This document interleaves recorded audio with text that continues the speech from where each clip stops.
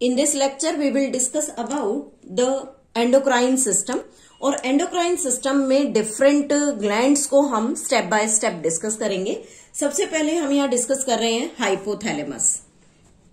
Hypothalamus hypothalamus का दूसरा नाम अगर लिखना चाहे that is named as the supreme commander. इसे सुप्रीम कमांडर भी कहा जाता है। और ऐसा इसे क्यों कहते हैं? Because hypothalamus always control the complete endocrine system. ये कंप्लीट एंडोक्राइन सिस्टम को कंट्रोल करेगा। बेसिकली इसका जो एक्शन होता है वो पिट्यूटरी ग्लैंड के ऊपर होगा। तो इसलिए पिट्यूटरी ग्लैंड को जब हम डिस्कस करते हैं, लोअर क्लासेस में भी हमने पढ़ा है कि पिट्यूटरी ग्लैंड को मास्टर ग्लैंड कहा जाता है, क्योंकि जितने भी हमारे बॉडी के ग्लैंड्स हैं वो सब पिट्यूटरी के अंडर वर्क करते हैं। लेकिन ये जो पिट्यूटरी है जिसे हमने मास्टर कहा, ये मास्टर ग्लैंड हाइपोथैलेमस के अंडर वर्क करेगा, इसलिए इसे हम सुप्रीम कमांडर का नाम देते हैं। तो सबसे पहले बात करते हैं इसकी लोकेशन के बारे में। लोकेशन एंड स्ट्रक्चर कि जो हाइपोथैलेमस है वो हमारी बॉडी में कहां पर सिचुएटेड होता है। Hypothalamus is present in fore brain. Hypothalamus fore brain में प्रेजेंट होता है और फोर ब्रेन में जो हमने थैलेमस पार्ट डिस्कस किया था उसके नीचे होता है। It is present below the thalamus. Thalamus के निचले पार्ट के अंदर ये प्रेजेंट होगा and it is the connection. ये क्या करता है? Connection between nervous and endocrine system. Nervous and endocrine system it means जो हमारा ब्रेन वाला पार्ट है, रेगुलेटरी पार्ट है, उस नर्वस सिस्टम और endocrine system it means hormonal regulation वाले पार्ट के बीच में एक कनेक्शन बनाने में हेल्प करता है। तो इस तरह से जो हाइपोथैलेमस है वो वर्क कर रहा है, उसके कनेक्शन के साथ कनेक्शन बनाया उसने नर्वस सिस्टम और एंडोक्राइन सिस्टम के बीच में। और जो यहाँ ये कनेक्शन बन रहा है, इस कनेक्शन को हम यहाँ पर नाम देते हैं hypophysis. This hypophysis is also named as pituitary gland. इसे पिट्यूटरी ग्लैंड भी कहा जाता है। अब जो पिट्यूटरी ग्लैंड है उसको ये उसकी हेल्प से ये कनेक्शन बना रहा है, लेकिन जो कनेक्शन बनता है उसमें बेसिकली यहां पर कुछ स्पेसिफिक न्यूरोसिक्रीटरी सेल्स प्रेजेंट होती हैं। The hypothalamus consist of neurosecretory cells और इन न्यूरोसिक्रीटरी सेल्स का काम होता है मेनली पिट्यूटरी को कंट्रोल करना। ये पिट्यूटरी को कंट्रोल करेंगी और पिट्यूटरी के कंट्रोल के बाद पिट्यूटरी डिफरेंट ग्लैंड्स को कंट्रोल करने का काम करती है। अब बात करते हैं इसके हार्मोन्स के बारे में। मीन्स हाइपोथैलेमस जो भी हार्मोन रिलीज करता है उन हार्मोन्स को हम यहाँ नाम देते हैं neuro hormone. Neuro hormone means जो न्यूरॉन, मतलब कि न्यूरोसिक्रीटरी सेल जो हम वर्ड यहाँ यूज कर रहे हैं, these neurosecretory cells are the neurons of hypothalamus. Hence the hormone released by these neurosecretory cell or the neuron is named as neurohormone. Discuss करते हैं स्टेप बाय स्टेप कि कितने डिफरेंट टाइप्स के neurohormone hypothalamus release करता है। First hormone आता है adrenocorticotropic releasing hormone. It means hypothalamus दो टाइप के हार्मोन रिलीज करेगा। One is releasing and another is inhibitory. यहां हम लिख लेते हैं रिलीजिंग हार्मोन और इनहिबिटरी। इट मीन्स एक का जो एक्शन है वो स्टिमुलेटिंग होगा रिलीजिंग का, और इनहिबिटरी का एक्शन हमेशा सुप्रेस करने वाला। तो यहाँ जो फर्स्ट हार्मोन है एड्रीनोकोर्टिकोट्रोपिक हार्मोन, ये जो एड्रीनोकोर्टिकोट्रोपिक हार्मोन है ये यहां से रिलीज होगा और always work on anterior lobe of pituitary. Pituitary की एंटीरियर लोब पर वर्क करेगा और वहां से एक हार्मोन रिलीज करता है जिसका नाम है ACTH. This is adrenocorticotropic hormone. This one is adrenocorticotropic hormone. जब हम वर्ड यूज करते हैं एड्रीनो, एड्रीनो वर्ड से एक टर्म दिमाग में आती है एड्रीनल, तो यहां हम इससे रिलेट कर सकते हैं कि एड्रीनो कोर्टिकोट्रोपिक है। इट मीन्स ये एड्रीनल ग्लैंड के कोर्टेक्स पार्ट को स्टिमुलेट करेगा कि वो अपने स्पेसिफिक हार्मोन रिलीज करे। तो यहां पर एक्शन क्या हुआ, adrenocorticotropic releasing hormone release किया हाइपोथैलेमस ने in the form of neurohormone. इसने जाकर स्टिमुलेट किया एंटीरियर लोब ऑफ पिट्यूटरी को। Then anterior lobe of pituitary work on the adrenal gland by releasing this ACTH। इस तरह से इसका एक्शन स्टार्ट होगा। Then the second hormone is thyrotropin, thyrotropin releasing hormone, thyrotropin releasing hormone.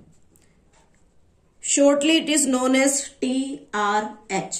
Again it will stimulate anterior lobe of pituitary. Then after this anterior lobe of pituitary, this anterior lobe will release thyroid stimulating hormone, thyroid stimulating hormone, which is named as TSH. So there is the working thyrotropin releasing hormone and hypothalamus से release हुआ। इसने work किया anterior lobe of pituitary को। Then anterior lobe of pituitary thyroid stimulating hormone release करेगी। ये thyroid stimulating hormone work करेगा thyroid gland पर और फिर थायराइड ग्लैंड अपनी सिक्रीशंस रिलीज करते हैं। Third hormone growth releasing, growth hormone releasing hormone, releasing hormone. Growth hormone releasing hormone again it will stimulate anterior lobe of pituitary gland. Pituitary gland के anterior lobe को ये stimulate करेगा। Then this pituitary gland release the growth hormone और इसी growth hormone का दूसरा नाम somatotropin. Then this growth hormone work over all over on our body और हमारी बॉडी में डिफरेंट मसल्स की बोन्स की ग्रोथ में हेल्प करेगा। Next hormone is growth inhibitory hormone, inhibitory hormone. It means अभी हमने डिस्कस किया था कि हाइपोथैलेमस दो डिफरेंट टाइप के हार्मोन्स रिलीज करते हैं, one stimulating and one inhibitory. तो अभी जो थर्ड नंबर पे डिस्कशन हुआ था that is the releasing hormone growth के लिए और यहां पर है growth inhibitory. Again this growth inhibitory hormone work on anterior lobe of pituitary gland, लेकिन यहां पर जो एक्शन होगा वो इनहिबिटिंग एक्शन होगा। एंटीरियर लोब ऑफ पिट्यूटरी फिर ग्रोथ हार्मोन को रिलीज करना बंद कर देगी। इसीलिए इस ग्रोथ इनहिबिटरी हार्मोन का दूसरा नाम है somatostatin, somatostatin. That releasing hormone is the somatotropin और यहां सोमैटोस्टैटिन जो कि एक इनहिबिटरी हार्मोन है और ये भी एंटीरियर लोब ऑफ पिट्यूटरी पर वर्क करेगा। फिफ्थ हार्मोन आता है gonadotropin releasing hormone, gonadotropin releasing hormone. इसे शॉर्टली हम GnRH भी कहते हैं। This is GnRH, gonadotropin releasing hormone. Again it will stimulate anterior lobe of pituitary gland. ये फिर से यहां पर इसे स्टिमुलेट करेगा क्योंकि यहां हमने इसका नाम रिलीजिंग लिखा है। और यहां पर जब ये anterior lobe of pituitary gland activate होगा then this anterior lobe of pituitary gland release two hormone FSH and LH जो हम आगे लेटर वीडियोस में डिस्कस करेंगे। नेक्स्ट हार्मोन आता है prolactin releasing hormone, prolactin releasing hormone. Again यहां पर जो रिलीजिंग हार्मोन है इट मीन्स ये स्टिमुलेटरी एक्शन करेगा। It will activate anterior lobe of pituitary gland to release prolactin, ताकि ये प्रोलैक्टिन हार्मोन को यहां पर रिलीज करना स्टार्ट कर दे। Then next hormone is prolactin inhibitory. Prolactin inhibitory hormone. Inhibitory hormone. This prolactin inhibitory hormone again work on anterior lobe of pituitary gland. But यहां जैसा कि इसका नाम बता रहा है इनहिबिटरी, इट मीन्स अब यहां पर प्रोलैक्टिन का सिक्रीशन स्टॉप हो जाएगा और यहां पर stop secretion of prolactin, prolactin release होना बंद हो जाएगा. नेक्स्ट हार्मोन आता है MSH, releasing hormone. Releasing hormone. This is melanocyte stimulating hormone.